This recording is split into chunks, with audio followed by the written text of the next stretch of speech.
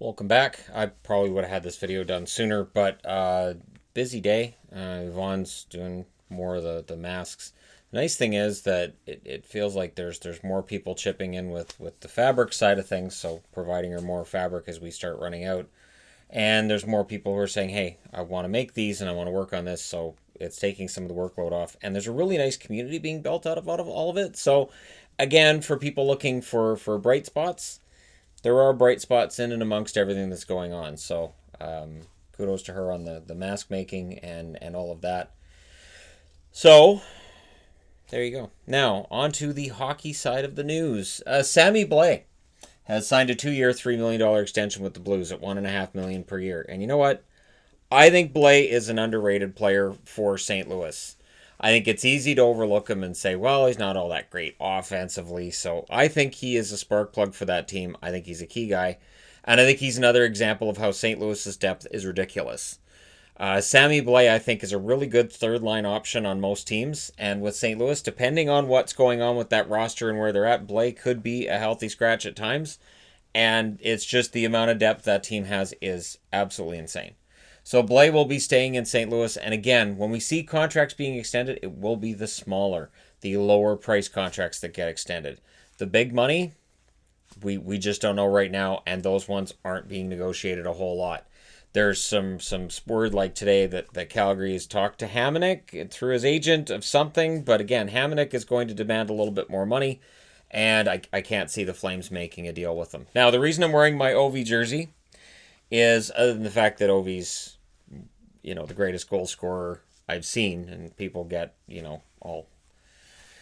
And that's a whole question for another time where, Mike Bossy might be the greatest goal scorer in hockey history. We'll never know, thanks to his back. Darn you, back. But, yeah, Ovechkin's chasing down Gretzky. So they've decided to have some fun with it. And they're going to have a best 2 out of 3 competition between Ovechkin and Gretzky on NHL 20. And Gretzky admits he's played it a few times. Ovechkin's like, well, I'm more of a Fortnite guy. So they'll both have fans playing with them. And very, very fortunate fans. So congratulations to fans that get chosen to play with them and set them up. And we'll see who the best is. Now, this will be on the Capitals Twitch channel. This is on April 22nd. So that's about a week from now. And the proceeds during that live stream will go to COVID relief. So it's a nice thing to see. And while we're at it, can we have the Binnington versus Bieber done kind of the same way? That was something that was talked about during the season. Now's kind of a really good time for them to figure that out. Jordan Binnington, probably at home. Justin Bieber, probably at home.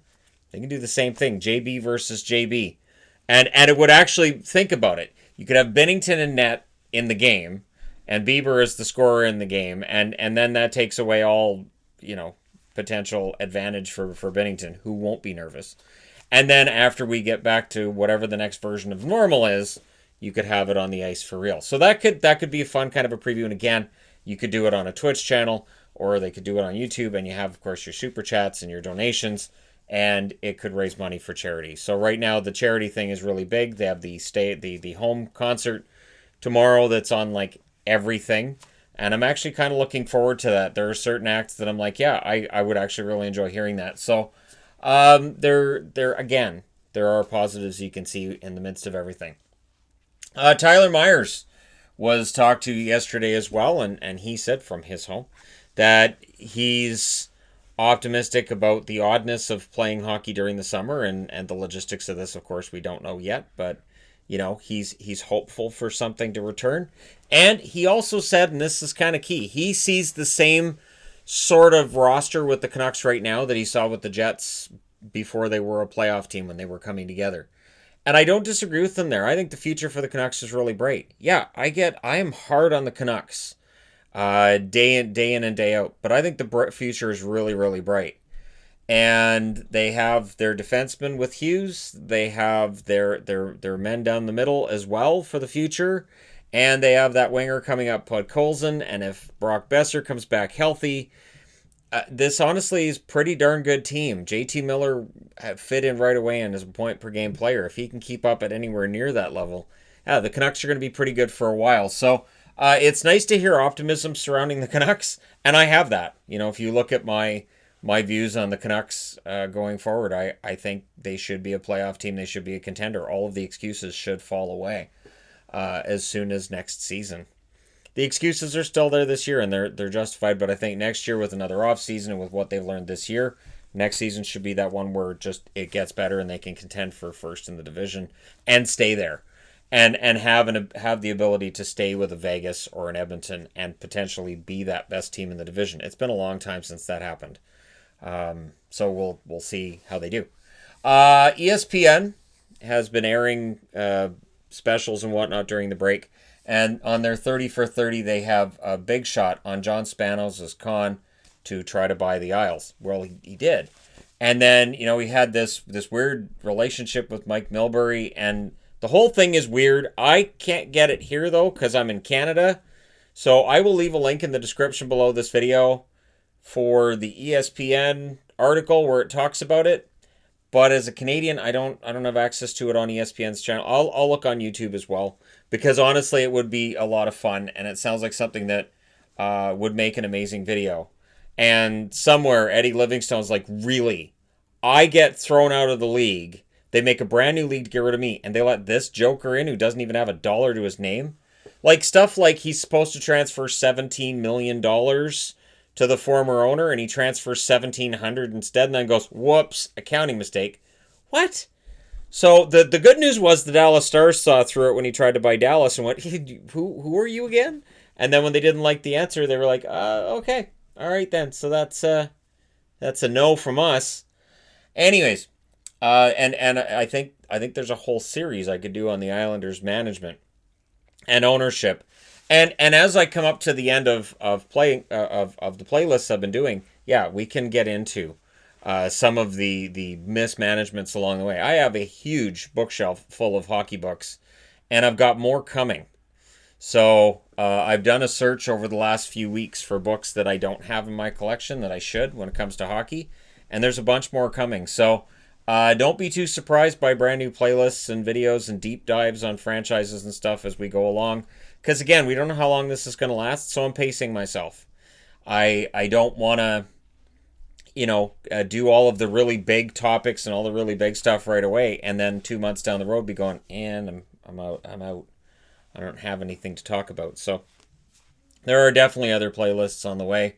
And, of course, playlists, that's that famous evergreen content that I talk about. And creators will talk about that a lot. It's important to have videos that people will come back to a year down the road, 2 years down the road, and still watch. So, as much as I miss having the previews and reviews, and for those hits that you get that first day, which are huge, they don't generate anything after that. Unless you're one of those people that's been going into the preview and review videos and going, oh, this is when we had hockey. This is when things were, listen, he's talking about games and stuff that happened. This is great. That kind of thing. But the numbers aren't spectacular. I haven't deleted those playlists yet because there may very well still be people going through and going, I remember that night. That was a big night. So I wanted to say, too, that when we talk about returning or not returning, and I get asked a lot, so who would it favor and not favor? Well, as far as I'm concerned, this break, I think, favors favorites. When we go into the playoffs and we see all the upsets we saw last year, there was a reason for it. Part of it was that the favorites took the underdogs lightly. Favorites, in some cases, especially Tampa, and I would argue Calgary on some level as well, they weren't playing games that were that important down the stretch. So they were able to play sort of mediocre hockey. It didn't really matter. While the teams they were going to play against were playing really important games and playing at their playoff level for weeks before the playoffs started.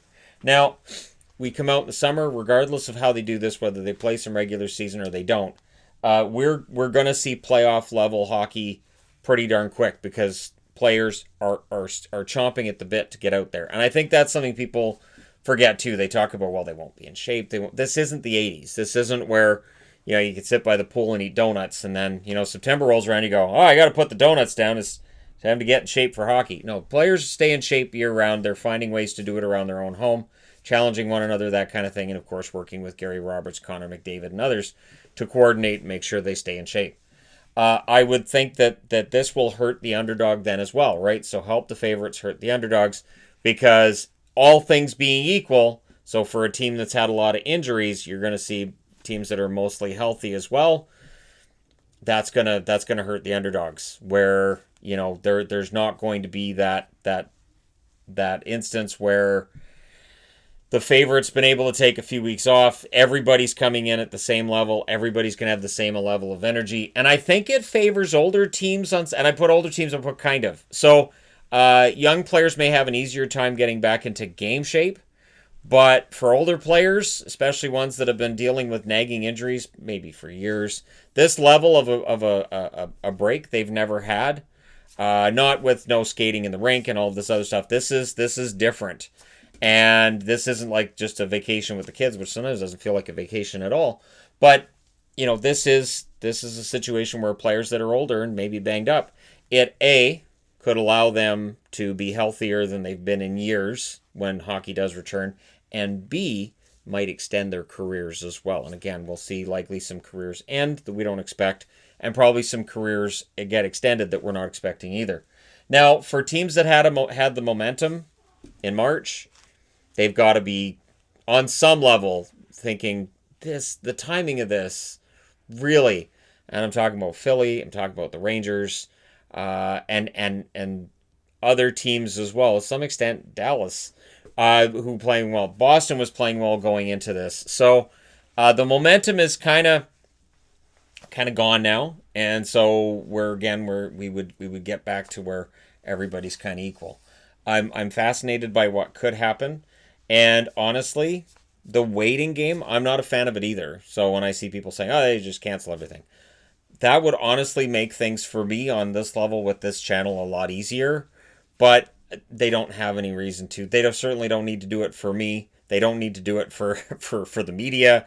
They don't even need to do it for fans necessarily. This is an ongoing discussion between the NHL and the NHLPA. And we will see how this works out. But again, stay safe, stay home as much as you can, and I will talk to you guys again very, very soon. Trying to make sure that the content stays consistent for people who, hey, you need a break sometimes from all the other stuff going on out there. So I have no problem providing that for you. Thank you guys so much for all your support, and I will talk to you again soon.